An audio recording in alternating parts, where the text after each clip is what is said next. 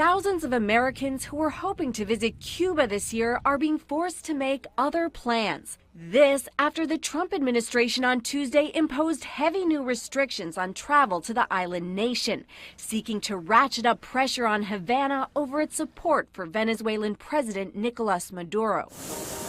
While U.S. citizens are technically barred from visiting Cuba, until now there were sizable loopholes, including educational travel and cruise ship excursions. But now that's going away.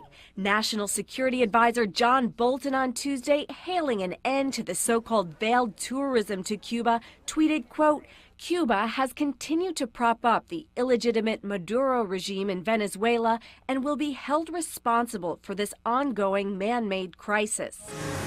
The new policy is part of a broader move to reverse former President Barack Obama's push for renewed relations.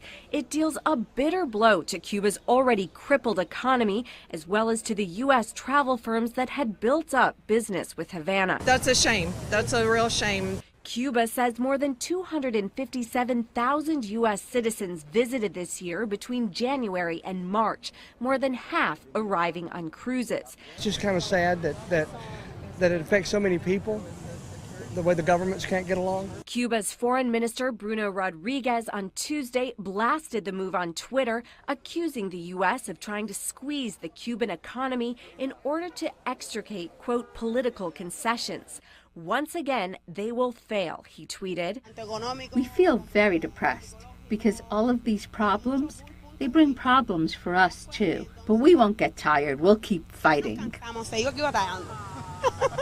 The White House said visits by university and religious groups will still be permitted. Analysts say Trump may be eyeing the 2020 election and the key swing state of Florida, where many Cuban American exiles welcome the harder line on Havana.